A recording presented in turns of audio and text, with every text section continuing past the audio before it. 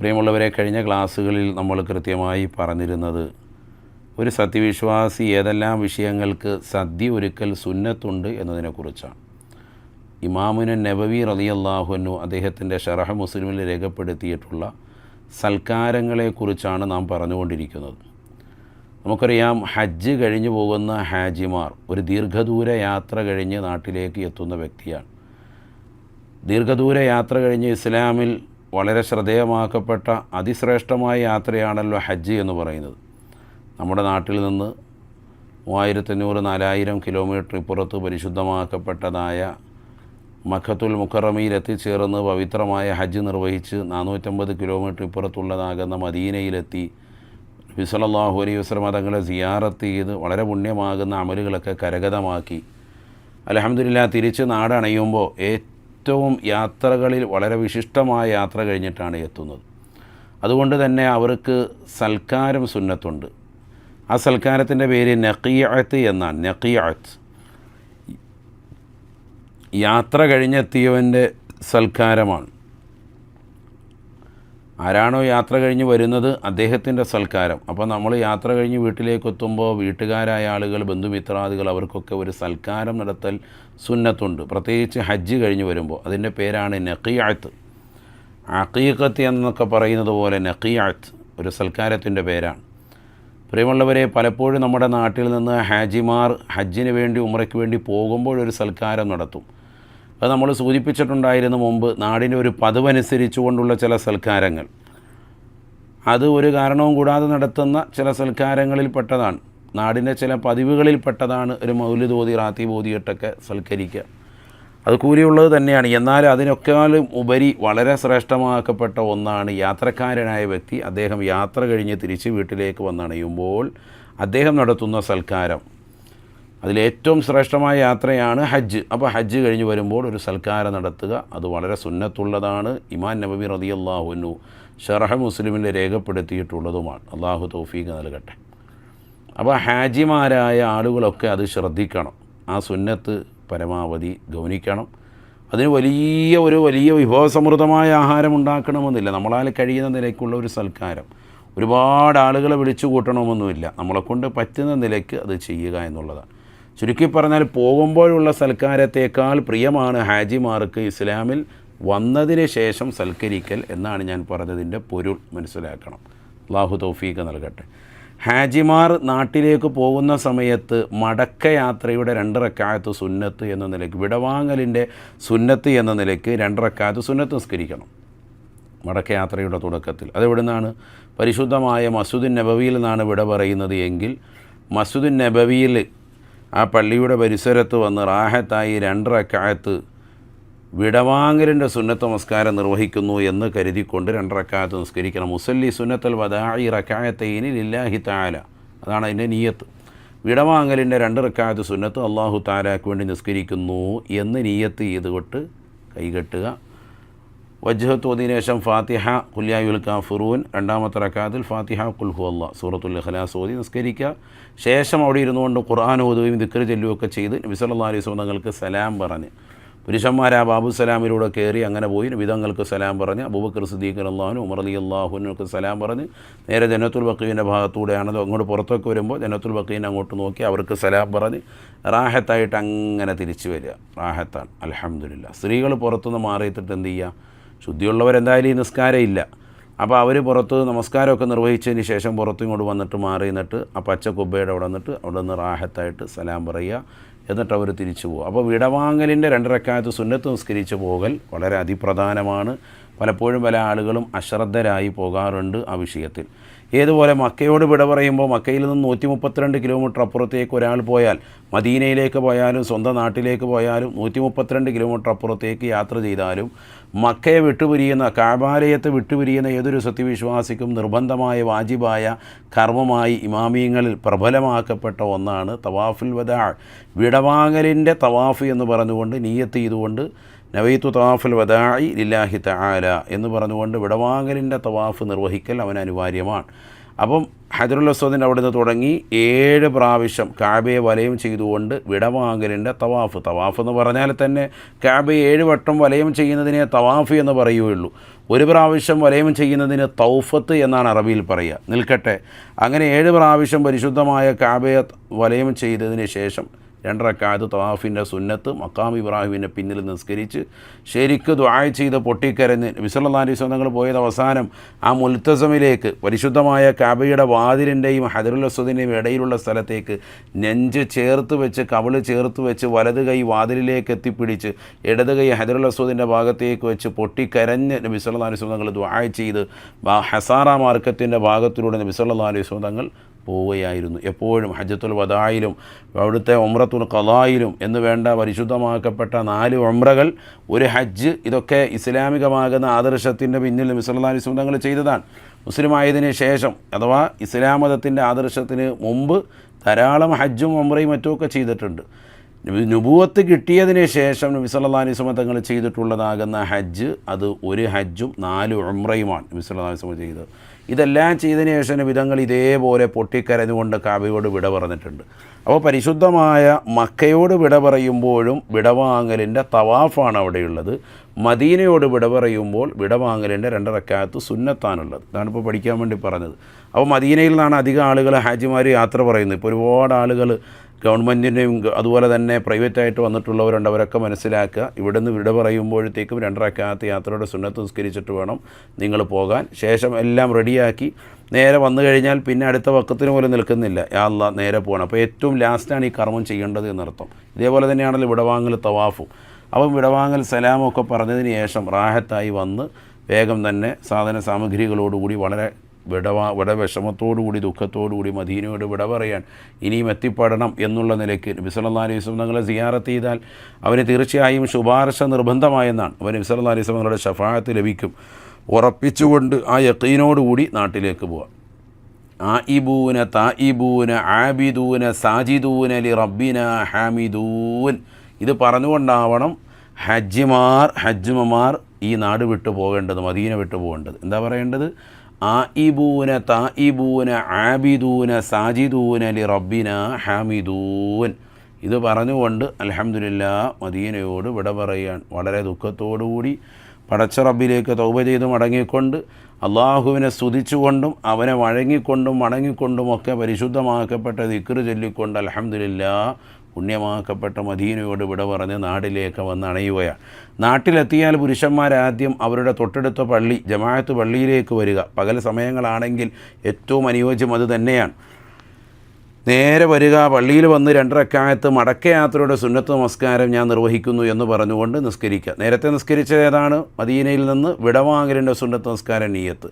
ഇപ്പോൾ നിസ്കരിക്കുന്നത് പള്ളിയിൽ വന്നിട്ട് മടക്കയാത്രയുടെ സുന്നത്ത് നമസ്കാരം നിർവഹിക്കുന്നു എന്ന് പറഞ്ഞ് പള്ളിയിൽ വന്ന് 2 റക്അത്ത് നിസ്കരിച്ചതിന് ശേഷം വീട്ടിലേക്ക് പോകലാണ് ഏറ്റവും അതിപ്രധാനം. ഇനി സാധിച്ചില്ല എങ്കിൽ വീട്ടിലേക്ക് ചെല്ലുമ്പോൾ സ്ത്രീകളടക്കം വീട്ടിലേക്ക് ചെന്നാൽ ഉടനെ ആദ്യം ചെയ്യേണ്ടത് അതാണ്. വീട്ടിനുള്ളിൽ പ്രവേശിച്ചാൽ ഉടനെ ഒതു എടുത്ത് വേഗം തന്നെ കിബില വിറക്തി ചെയ്തിട്ട് 2 റക്അത്ത് മടക്കയാത്രയുടെ സുന്നത്ത് നമസ്കാരം ഞാൻ നിർവഹിക്കുന്നു എന്ന് പറഞ്ഞുകൊണ്ട് വേഗം തന്നെ എന്ത് ചെയ്യുക?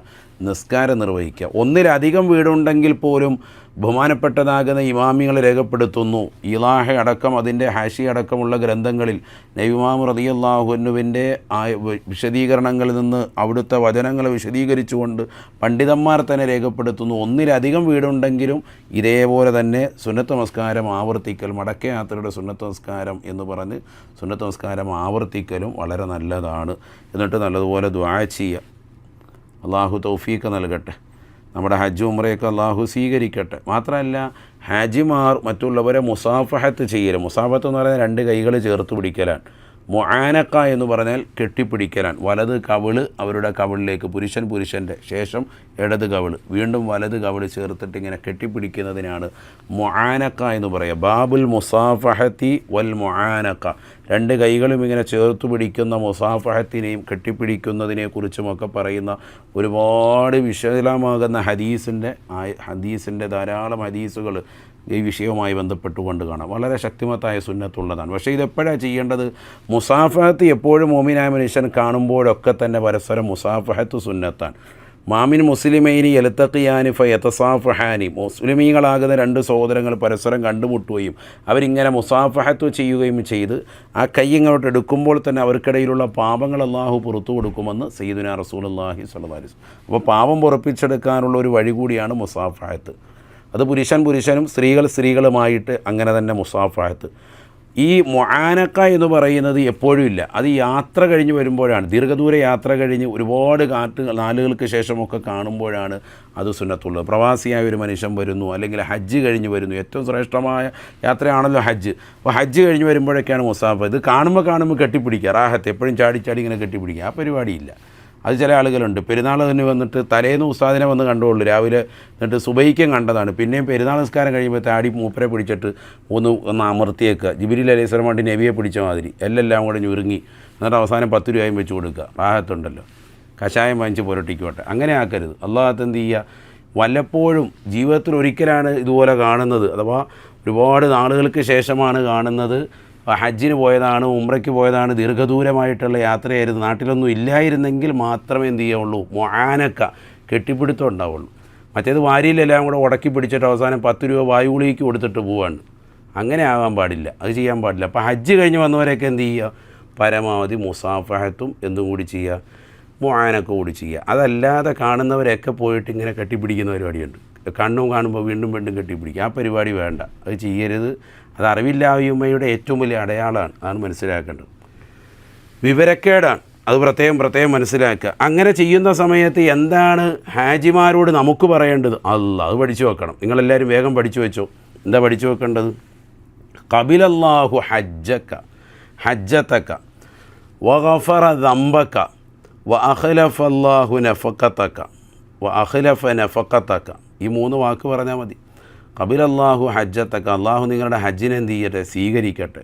വഗഫറ ദംബക, നിങ്ങളുടെ പാപം അള്ളാഹു പുറത്തു തരട്ടെ. വഅഖലഫ നഫഖതക, നിങ്ങൾ ചെലവഴിച്ചതിന് പകരം അള്ളാഹു നല്ല പകരം തരട്ടെ എന്ന്. ഇത് ആരൊക്കെ? അപ്പോൾ അത് മലയാളത്തിൽ അറബി അറിയില്ലെങ്കിൽ, അറബിയാണ് ഏറ്റവും ബെറ്റർ, അറിയില്ലെങ്കിൽ മലയാളത്തിലെങ്കിലും പറയാം, അള്ളാഹു നിങ്ങളുടെ ഹജ്ജും ഉംറയൊക്കെ മഖബൂലും മബ്റൂറുമായി അള്ളാഹു സ്വീകരിക്കട്ടെ.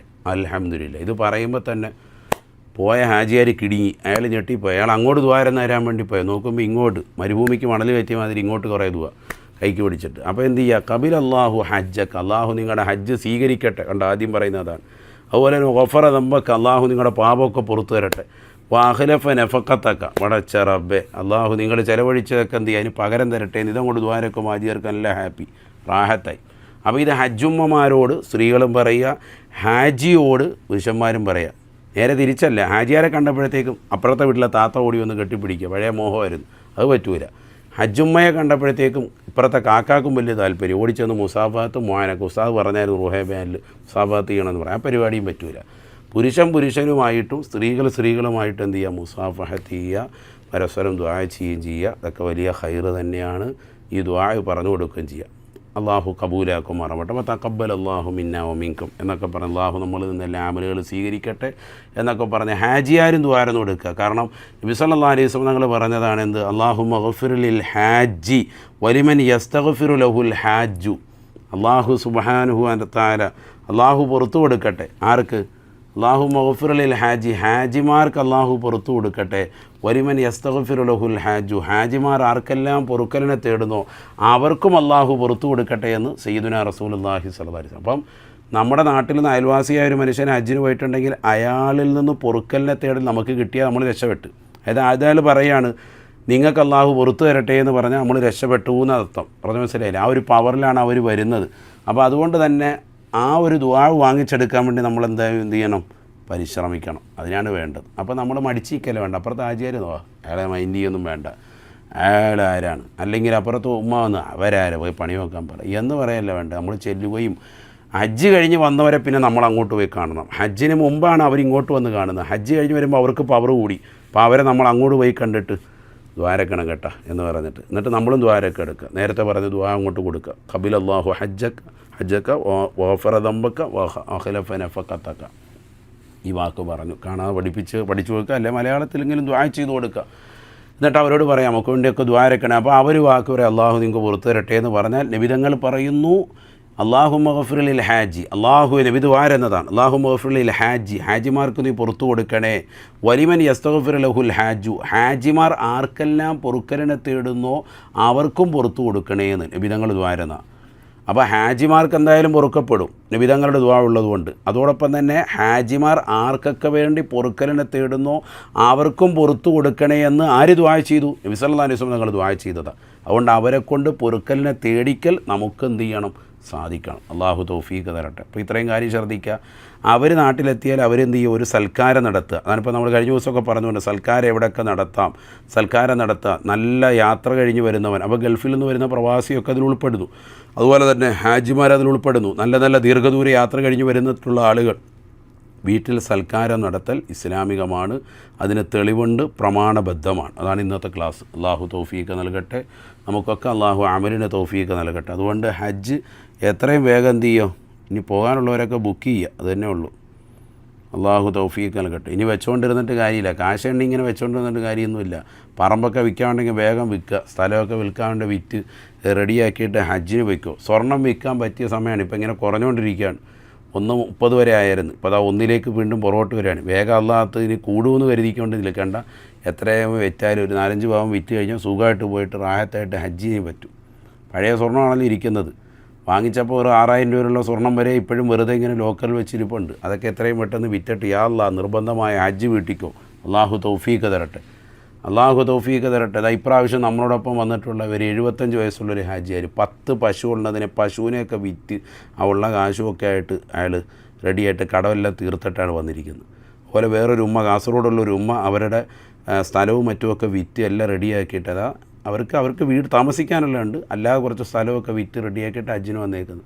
അല്ലാതെ ചുമ്മാ നമ്മൾ ഇതിനു വേണ്ടി ഇങ്ങനെ കാത്തുകൂട്ടിയിരുന്നു. ആരെങ്കിലും ആകാശത്തൊന്നും ഒരു 5 ലക്ഷം രൂപ ഇങ്ങ് ഇറക്കി തരട്ടെ, അല്ലെങ്കിൽ 10 ലക്ഷം രൂപ ഇങ്ങ് തരട്ടെ, എന്നിട്ട് നമ്മൾ പോകാമെന്ന് പറഞ്ഞിരുന്നാൽ ഖിയാമത്ത് നാൾ വരെ പോകില്ല. കാശാരും ഇങ്ങനെ ആകാശത്തുനിന്ന് ഇട്ടു തരുമൊന്നുമില്ല. നമ്മൾ ഇതിനു വേണ്ടി മെനക്കെടണം. നമ്മൾ ഓരോ ദിവസവും ഇതിനു വേണ്ടി താല്പര്യം വെക്കുകയും പ്രാർത്ഥന നടക്കുകയും പരിശ്രമിക്കുകയും കിട്ടുന്ന പൈസയൊക്കെ സ്വരൂപിച്ചിട്ട് ഇതിനു വേണ്ടി മാറ്റി വെക്കുകയും ചെയ്തെങ്കിൽ മാത്രമേ ഹജ്ജ് നടക്കുകയുള്ളൂ. അല്ലാതെ ഒറ്റയടിക്ക് പൈസ എവിടെന്നെങ്കിലും ഇങ്ങോട്ട് വരട്ടെ എന്നിട്ട് ഞാൻ ഹജ്ജിന് വയ്ക്കോളാം എന്ന് പറഞ്ഞിരുന്നാൽ അവിടെ ഇരിക്കും. അള്ളാഹു നമ്മളെ കാക്കുമാറാവട്ടെ. അതുകൊണ്ട് എന്ത് ചെയ്തോ?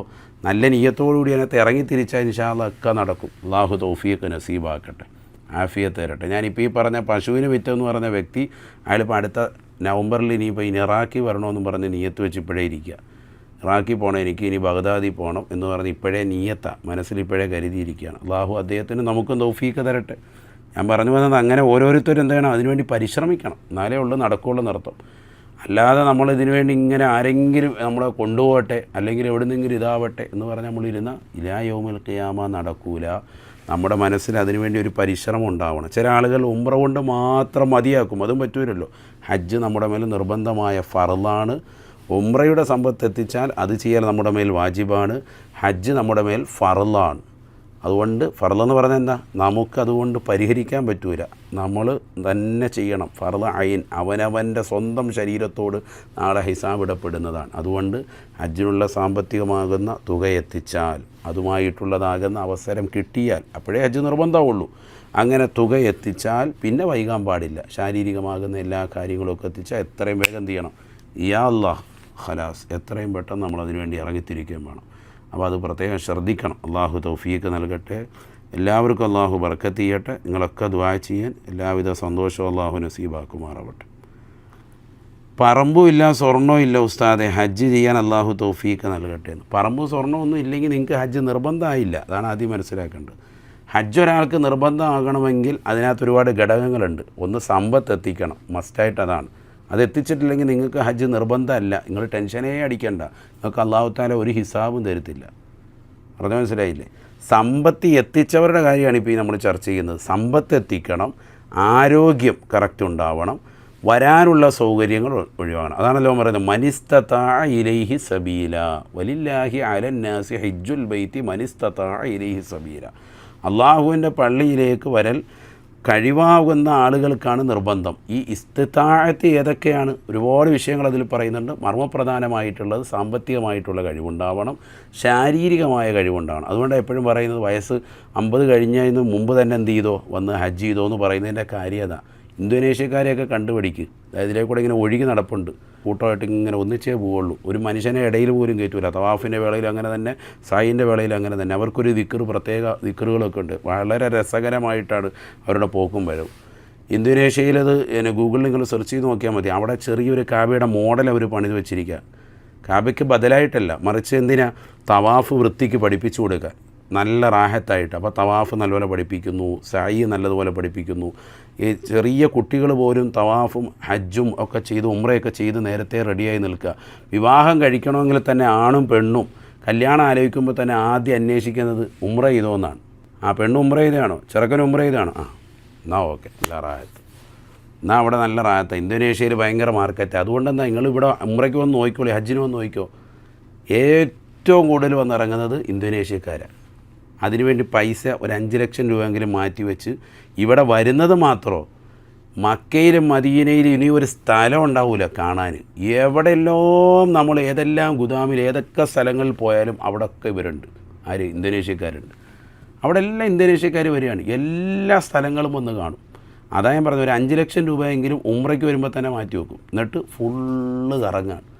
1 ലക്ഷം രൂപ മതിയോ നമ്മുടെ ചിലവനുസരിച്ച് ഉംറയ്ക്ക് എല്ലാ ചിലവുകളും കഴിച്ചിട്ടൊക്കെ 1 ലക്ഷം കൊണ്ട് മതി. പക്ഷേ അതല്ല, ഇവർ 4-5 ലക്ഷം രൂപയായിട്ടാണ് വരുന്നത് നല്ല വൃത്തിക്ക്, ഏറ്റവും നല്ല ഹൈ പ്രൊഫഷണലായിട്ട്, നല്ല ലെവലിൽ, നല്ല ബിൽഡിങ്ങിൽ താമസിക്കണം, നല്ല ഇതായിട്ട്. അപ്പോൾ അതിനുവേണ്ടി ചെറുപ്പത്തിൽ അധ്വാനിച്ചിട്ട് പൈസ അതിനുവേണ്ടി സ്വരൂപൂട്ടി വെക്കും.